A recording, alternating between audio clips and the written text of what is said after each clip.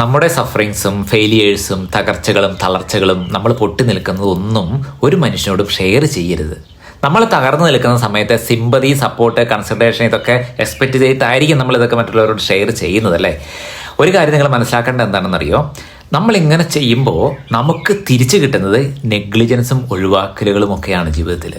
വേറെ ചിലരാണെങ്കിലോ നമ്മളെ തളർത്തും, കുറ്റപ്പെടുത്തും, തകർക്കും, അടിച്ചു താഴ്ത്തും ഒക്കെ ചെയ്യും. ഒറ്റ നേരത്തെ ഒരു റിലീഫിന് വേണ്ടി, ആശ്വാസത്തിന് വേണ്ടി നമ്മൾ ഈ കാര്യങ്ങൾ ഷെയർ ചെയ്യുമ്പോൾ നമുക്ക് നഷ്ടപ്പെടാൻ പോകുന്നത് ഭാവിയിൽ നമുക്ക് കിട്ടേണ്ട വാല്യൂസ്, അല്ലെങ്കിൽ അവർ നമ്മൾ ഇൻവെസ്റ്റ് ചെയ്യേണ്ട കോൺഫിഡൻസുകൾ ഒക്കെ ആ ഒറ്റ സെക്കൻഡ് കൊണ്ട് തകർന്നു പോകും. അതിപ്പോൾ അവരെയും കുറ്റം പറഞ്ഞിട്ട് കാര്യമൊന്നുമില്ല. തകർന്ന് തരിപ്പണമായി നിൽക്കുന്ന ഒരാളിൽ നമ്മൾ ഇൻവെസ്റ്റ് ചെയ്യാൻ വേണ്ടിയിട്ട് ശ്രമിക്കുമോ? ഇല്ല. അത് തന്നെയാണ് ഇവിടെ സംഭവിക്കുന്നത്.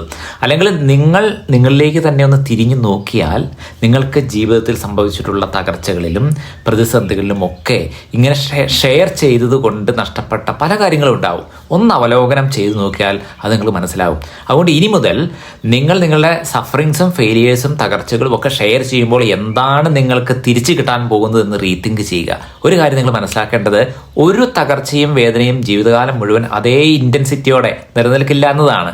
ഒന്ന് വെയിറ്റ് ചെയ്യുക. വേദനയൊക്കെ ഉണ്ടാവും, എങ്കിലും എല്ലാം കടന്നു പോകും. ഒക്കെ പോയേ പറ്റൂ. തുറക്കട്ടെ മനസ്സുകൾ.